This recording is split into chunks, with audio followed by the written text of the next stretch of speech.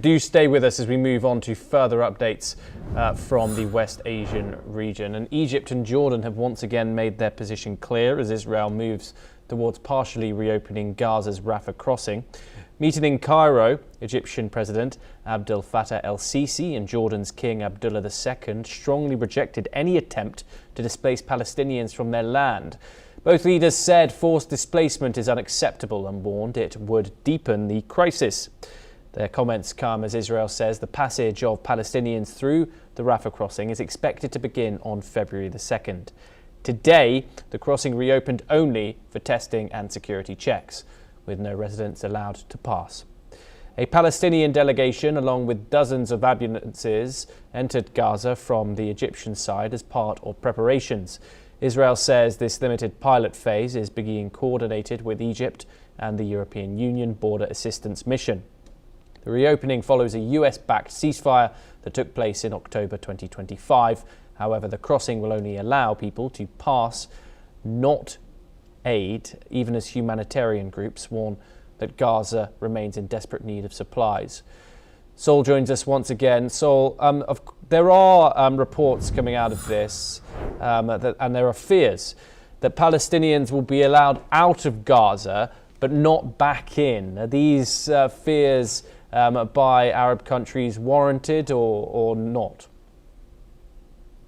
Certainly there are some people within Israel who would be keen to see people let out of Gaza and not let back in. Yet the reality, of course, is that the people of Gaza, when surveyed, the vast majority are very keen to leave. And it's very hard to imagine there are many people in the world who, at this stage in the war, with vast swathes of the territory in rubble, and as you mentioned, humanitarian crisis that roils on, even though there is genuinely no shortage of food or water. Nevertheless, it's not a very fun place to live, as the people are trying to vote with their feet and get out. It's very implausible that many people will want to be moving to Gaza. There aren't many places in the world that are worse. I mean, where would they attract immigrants from? So certainly I would say the Israeli government would be wise to support the full opening of the Rafah crossing. And that would be the absolutely correct thing to do for the people of Gaza. They live in a war zone. They have been held there as hostages against their will, first by Hamas, but now also by the international community. Egypt in particular, who shares their border, because they see the presence of the civilians there as a thorn in the side of Israel and a limit on their actions. The Israeli army had to fight their way through Gaza while being extremely cautious about not harming civilians. And a large number of Israeli soldiers had to die because of that precaution. Also, many Arab states are well acquainted with the behavior of former Palestinian fighters when they come to other countries, and they do not want them in their countries. They have overturned the stability of Lebanon and Libya over the years. Okay. They are certainly not welcome in most Arab countries. But absolutely, the border should be opened and everyone should be free to come and go as they please. There's no... And so, of course, this doesn't include the free flowing of aid, like, by the way, which was in the first phase of the ceasefire deal, which is supposedly done with now.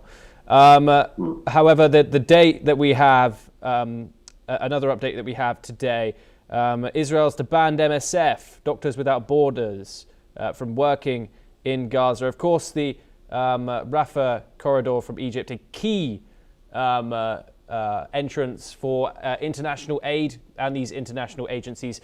Doctors Without Borders, just the latest in 37 organizations to be banned from operating inside the enclave. What is the strategic logic behind separating people from humanitarian supplies here? The information from the Israeli authorities, at the least, and there is no evidence of any kind of shortage of humanitarian supplies inside Gaza. The borders for humanitarian supplies, food, water, all that stuff are completely open, and they are in many ways piling up on the borders. That is disputed, Sol. That is disputed. Well, everything is disputed in the Middle East, as you all well know. The idea that MSF, they were not allowed to continue operating only because they refused to provide very basic information about their workers. A large number of humanitarian organizations in the recent past have been found to be collaborating with Hamas and to have Hamas operatives on their payroll. And as a response to that, Israel made it mandatory for all these humanitarian authorities to fill out some very minimal paperwork to allow them to continue operating. Most of them did so and are continuing to operate, and some of them did not, and so they are not able to continue operating. Okay, Sol Sadka, thank you very much for joining us here on NewsX. It's a pleasure to have you. We now move on, and the foreign